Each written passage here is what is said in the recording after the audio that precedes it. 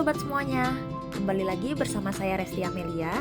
Setelah sebelumnya kita mempelajari konsep segitiga istimewa, maka pada video ini saya mengajak kalian untuk mencoba menerapkannya melalui sebuah soal yang cukup menarik. Soal ini akan membantu kita melihat bagaimana konsep yang sudah dipelajari bisa digunakan dalam situasi yang berbeda. Yuk langsung aja kita mulai.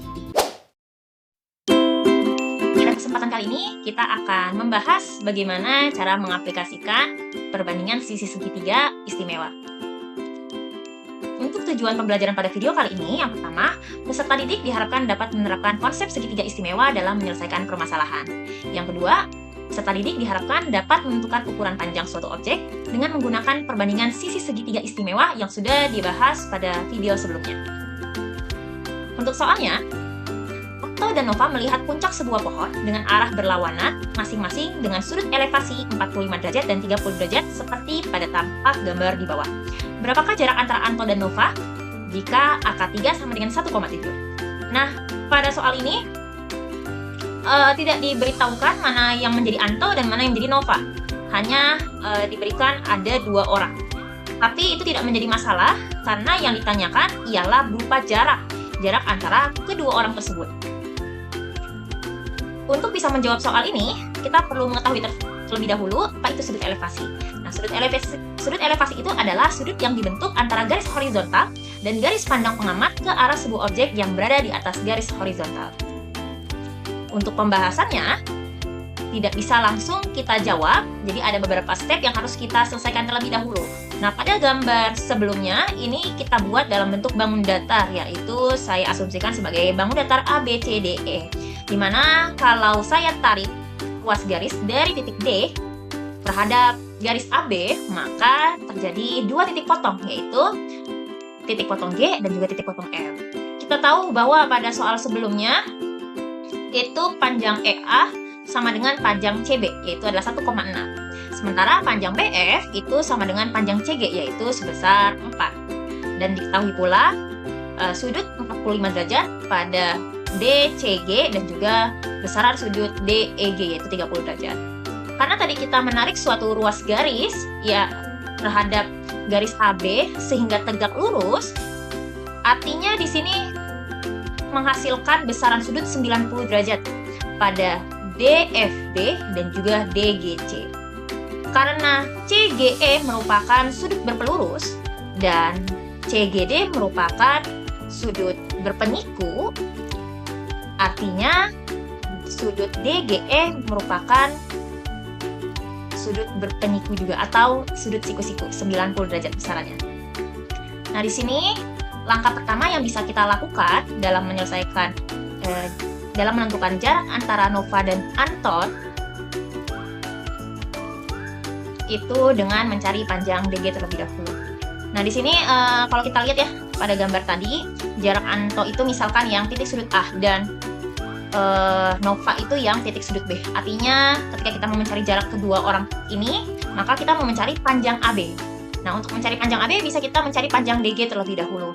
Untuk mencari panjang DG, kita perhatikan segitiga siku-siku CGD. Segitiga siku-siku CGD ini merupakan segitiga yang memiliki sudut 45, 45, 90. Artinya, perbandingan sisi-sisinya ialah 1 banding 1 banding akar 2. Hal ini sudah pernah dibahas pada video sebelumnya.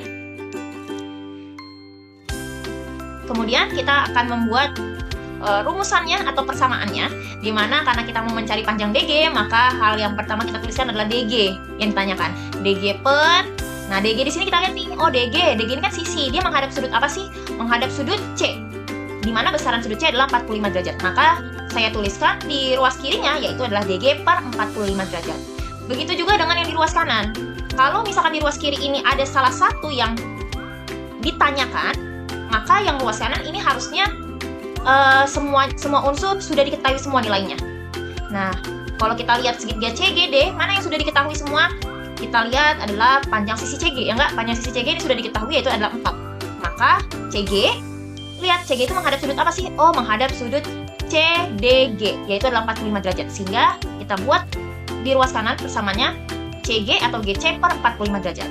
Kemudian dari situ kita masukkan nilai-nilai yang sudah diketahui, bahwa DG kita lihat di perbandingan sisi-sisinya. 45 derajat itu setara dengan 1. Berarti DG per 1 sama dengan, karena GC adalah 4, sudah diketahui pada soal, dan 45 derajat tadi senilai dengan 1, maka 4 per 1. Kemudian langkah berikutnya adalah kita kalikan silang.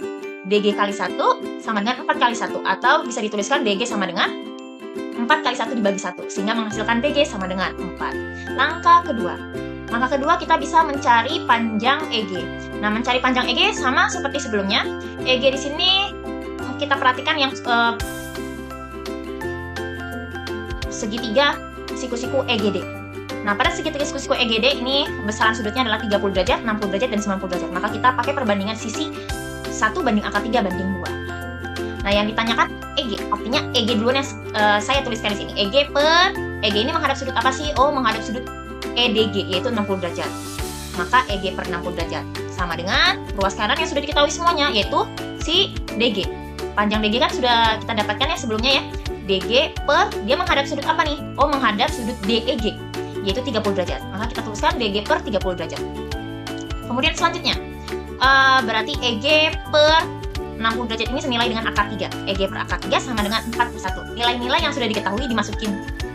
Kemudian kita kalikan silang, atau bisa dituliskan dengan EG sama dengan 4 kali akar 3 per 1.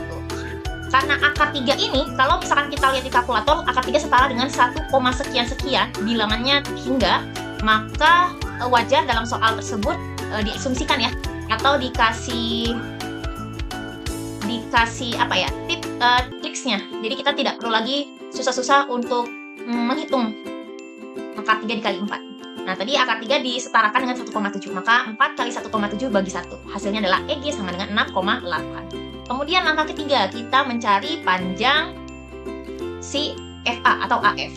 Nah, mencari panjang AF atau FA, kita lihat nih, oh AF ini kan fokusnya ke bagian bawah ya, bangun datar bawah, di mana AFGE ini adalah bangun datar segi panjang. Artinya panjang sisi AF ini setara dengan panjang sisi EG. Oh, tadi kan sudah didapat, ya enggak? Berarti FA itu sama dengan GE sama dengan 6,8 meter.